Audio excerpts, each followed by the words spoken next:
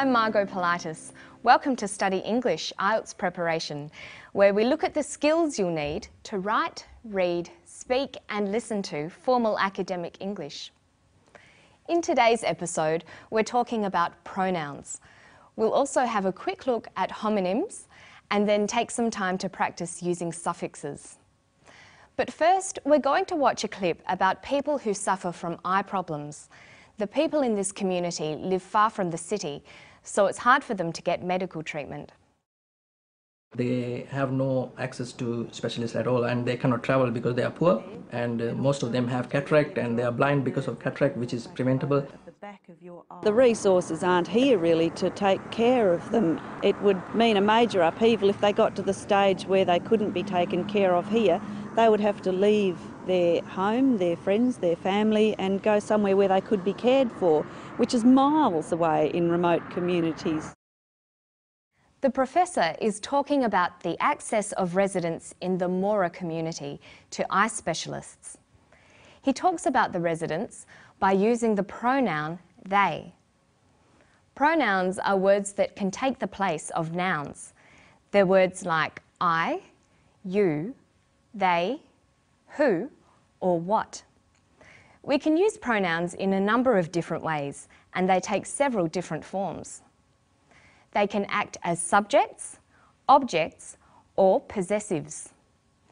If we look at they, the subject form is they, the object form is them, the possessive form is their. Listen to the professor talk about the residents.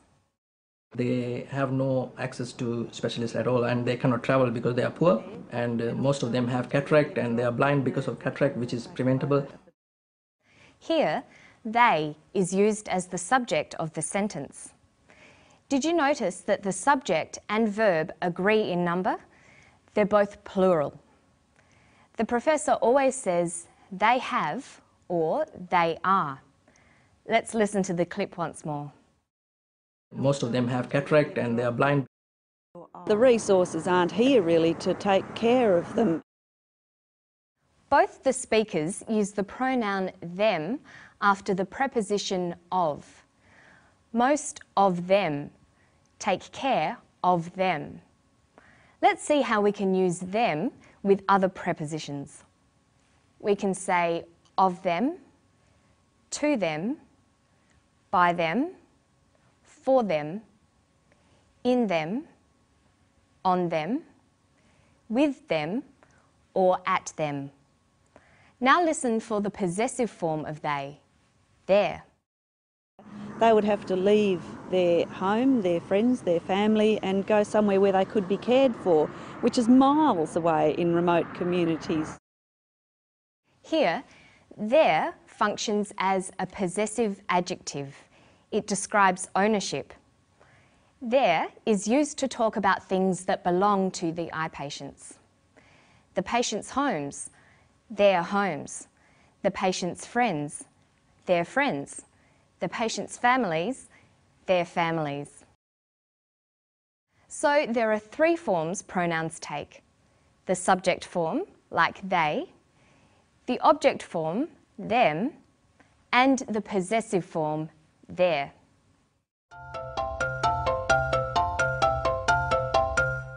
The word their is a homonym. Homonyms can be words that sound the same but have different meanings, like there, T-H-E-I-R, and there, T-H-E-R-E. Julie is talking about their home, their friends, their family. Is that T-H-E-I-R or T-H-E-R-E? We know from the context that she is talking about ownership, who the friends, home and family belong to. So we know which spelling of their she is using, T-H-E-I-R. Their friends, their home, their family. Another example of a set of homonyms is H-E-R-E and H-E-A-R. They're both pronounced the same, here. Listen for here. The resources aren't really here to take care of them. She says the resources aren't really here. The context tells us that when Julie says here, she means in their immediate location. She is using HERE.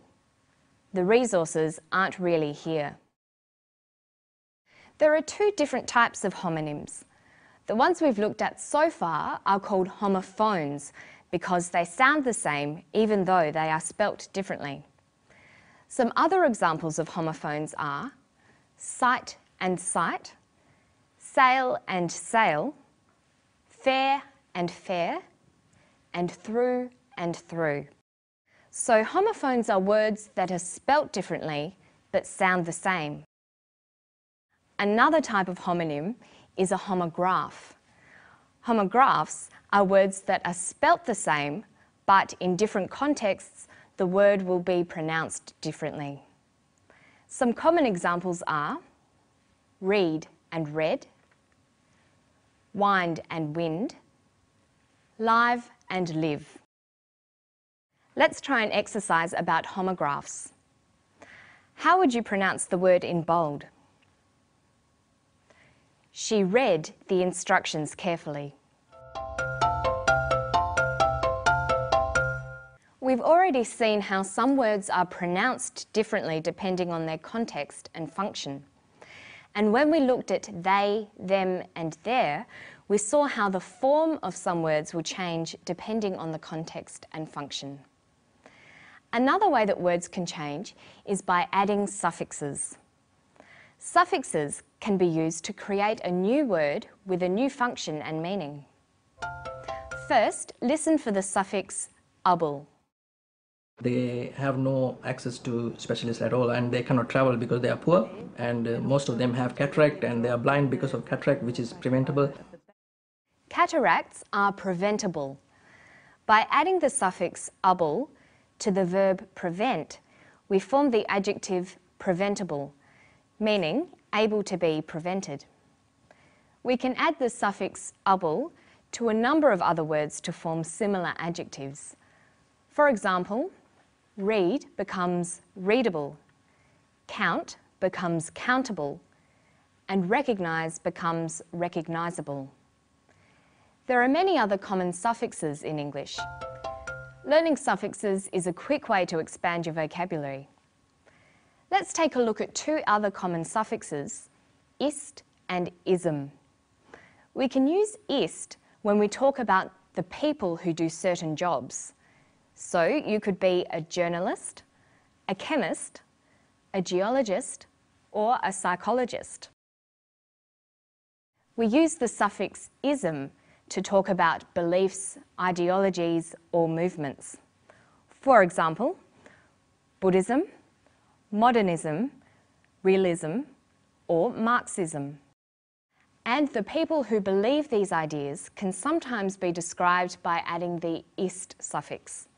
So we get Buddhist, modernist, realist, or Marxist.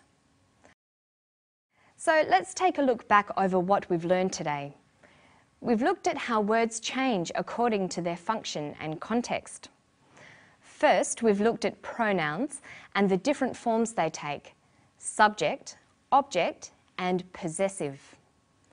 Then we talked about homonyms and the two different sorts, homophones and homographs. And we finished today with a few different suffixes: able, ism, and ist. If you'd like to spend more time on any of these topics, have a look at the Study English website. It's at abcasiapacific.com/studyenglish. That's all for today. I'll see you next time for more Study English IELTS preparation. Bye-bye.